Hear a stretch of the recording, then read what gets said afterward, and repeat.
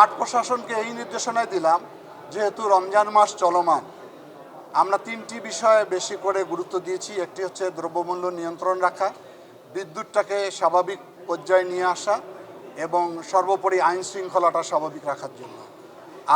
আরও কিছু আমরা আলোচনা করেছি, যেগুলো আমাদের মাদকের বিষয়ে অত্যন্ত গুরুত্ব দিয়ে আমরা আলোচনা করেছি। দুর্নীতির বিষয়গুলোকে আমরা বলেছি জিরো টলারেন্স থাকবে এবং মানুষের স্বাভাবিক যান চলাচল যাতে কোনোভাবে বিঘ্ন না হয়, সেই বিষয়গুলোকে আমরা গুরুত্ব দিয়েছি।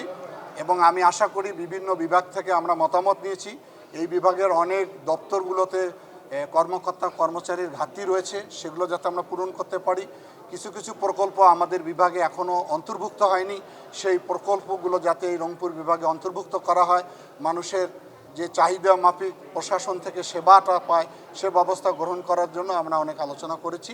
আমরা আশা করি আজকে প্রথম বৈঠক যেহেতু, এরপর আমরা একটা ফলো আপ করবো, এটার অগ্রগতি নিয়ে আমরা পরবর্তীতে আলোচনা করব।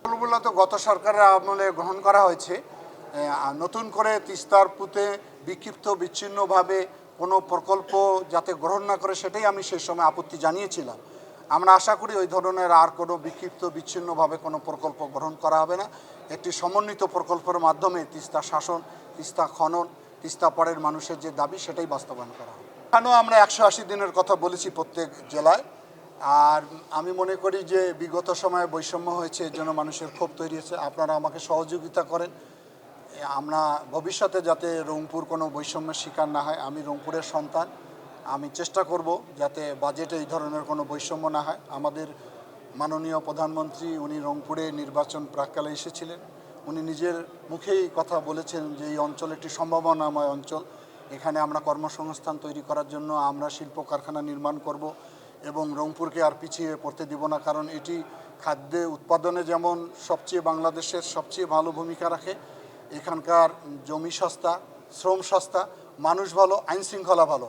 আমি আশা করি, অপেক্ষা করেন, রংপুরের উন্নতি অন্যান্য অঞ্চলের সঙ্গে সমহারে উন্নতি হবে ইনশাআল্লাহ। এটার স্বীকৃতি দেওয়ার তো কিছু নেই, এটা তো স্বাভাবিক, এটা মৌসুমি সমস্যা, এটা আমরা তো মোকাবেলা করি আমাদের মন্ত্রণালয় থেকে। যে কোনো ক্ষতিগ্রস্ত পরিবার তো মামলা করার অধিকার আছে, আইনগত অধিকার তো আছে, এটা তো আমার বলার অপেক্ষা থাকে। যে কোনো আইনের আওতায় তারা মামলা করে, যে কোনো পরিবার, শুধু যে কোনো অন্যায় যদি কারো উপর হবে তার তো আইনের আশ্রয় নিতেই পারে।